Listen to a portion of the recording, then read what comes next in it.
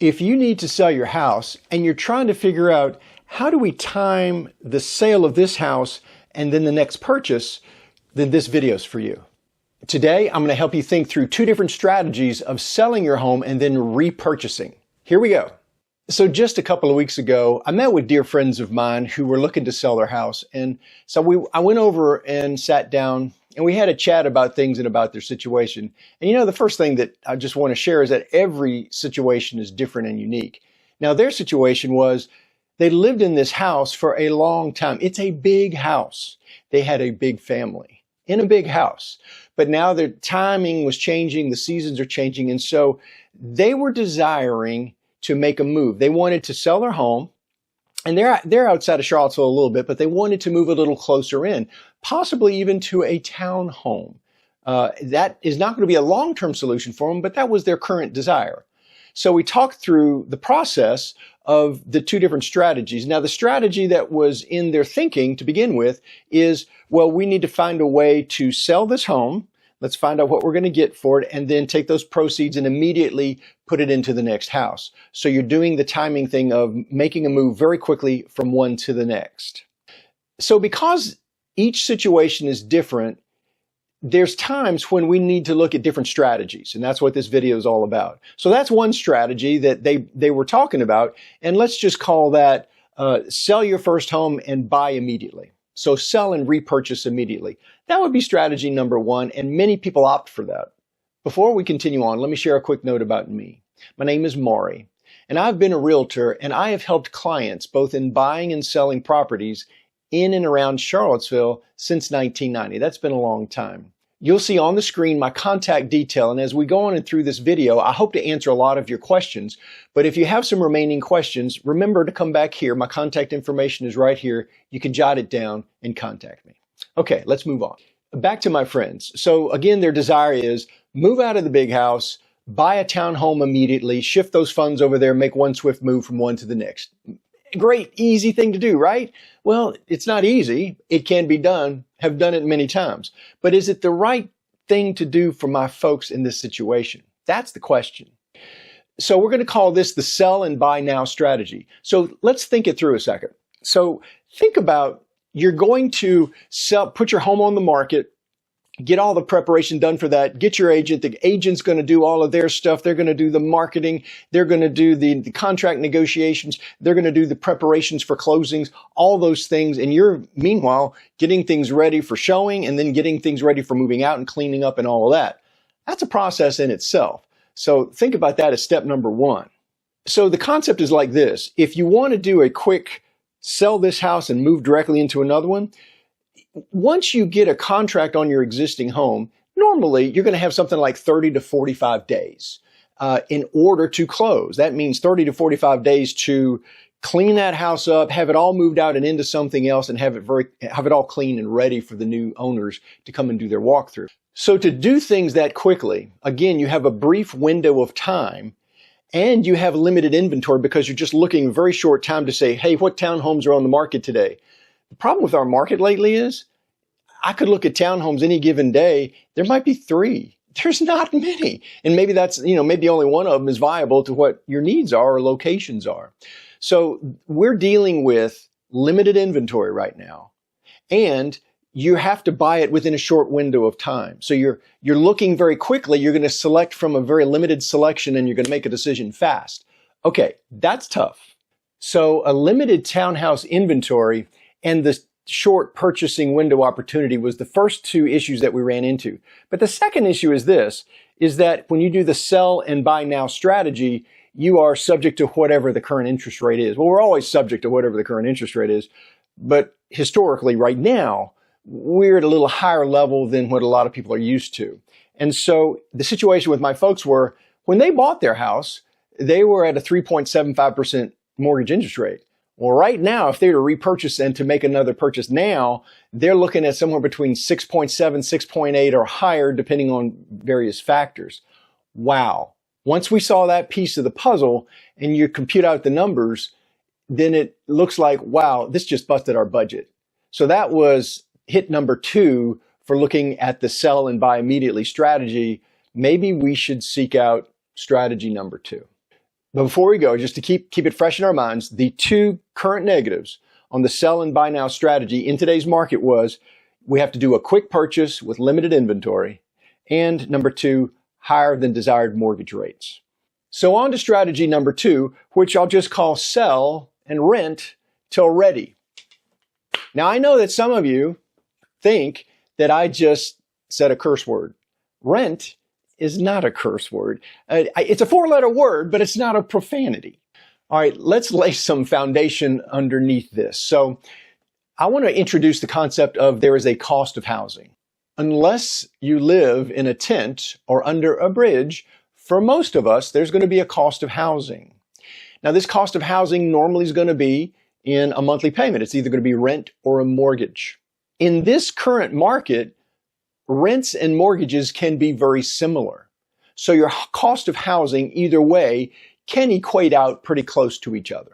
Now, if you're a first-time home buyer, I think it's very important that you consider this cost of housing concept. I know many young people try really quickly to get into a mortgage because that's what everybody tells them they must do to, move ahead in life. Well, I'm concerned about that many times because I've seen some young people as first-time home buyers. You can use every dollar that you have skimping and barely make it through your closing because you have closing costs and you've got down payment. Even if you get a zero down payment and they're skimping to get it done, you get in your home and now you have a mortgage payment. And if an emergency arises and you're cash poor now, you can be in a difficult way. And you don't want to be immediately into your home and some big ticket item for repair comes up and you're in the hole already and you don't want to go into debt. It starts a very bad cycle. So I like to counsel first-time homebuyers, make sure that you have good funds saved up for an emergency fund when you get in your first home so that you have some funds left over. You can buy the things that you need for the house. And if there's any issues, you've got something saved up and you're not jeopardizing making your mortgage payment. We don't want you in that position. Okay, but back to my friends now. So after we had a good discussion back and forth about the two different strategies, they started to understand that for them in this situation to sell and purchase right away might not be in their best interests. So they were able to open up to the concept of maybe we want to consider if we went the direction of selling our home and renting for a period of time, what would that look like? So here's the benefits of selling and renting until you're ready to buy. Number one, and this is big, guys. You're not in a rush. Oh my gosh. The timing thing when you're doing the sale and the repurchase, and I've been in the middle of it multiple times and I know how to coordinate it, but boy, there's a lot of coordination to happen. So when you only do one transaction at a time, we're just going to focus on selling our house. I love it. This is great. So focus on the one thing. Again, let your agent do the marketing, let your agent do the negotiating, let your agent do the preparation for closing. You're just getting your house ready for sale and getting everything out of your house in time. This is a great way to take stress out of this situation. The second thing is, I don't know how to put this, but it allows you to breathe. And when you're doing just one thing at a time and just going to move in, it's like, okay, got that done. And now you get to relax a little bit. You get to mentally reset, which I think is huge, and kind of take a few months now to look at the landscape again. Once you relook at the landscape over the course of months, there's many times, this usually happens, your mental image of where you want to go might change a bit. And you're usually glad you didn't make a rushed decision. And sometimes your location or the exact product you're going to look at, you would probably be rethinking it a little bit, and you might come to different conclusions that could really benefit you. Another benefit is that cost of housing I'm talking about. You're making these monthly payments either in rent or mortgage. Probably, and every situation is different, but probably that cost of housing is not going to change. Your monthly budget is probably not going to be affected. As long as you retain the same job status, you're just going to keep moving on like everything's and nothing's changed as far as income and out go. Okay, one more benefit to selling your home and choosing to rent before you purchase the next one. And this is huge. This is so big. you are put in a much better condition, a much better negotiating position now that you come to the point, let's say 10 or 12 months later, you decide to put an offer on a house. Oh my goodness. You are in such a better position because you do not have to have a house sale contingency. When you write an offer, we don't have to worry about that. And your offer is far stronger without a house sale contingency than if you rushed it up and you did it all at the same time. You have to put a house sale contingency in there to make everybody, you've got to do it that way to make this transaction happen. So it frees you up and puts you in a much better negotiating position when the time comes. Final positive about choosing to sell and rent first. It puts you in a position where you get more time and you get more opportunity to search the landscape. Because right now we have inventories. The inventories in our marketplace around Charlottesville is slowly increasing. And I use the word slowly there.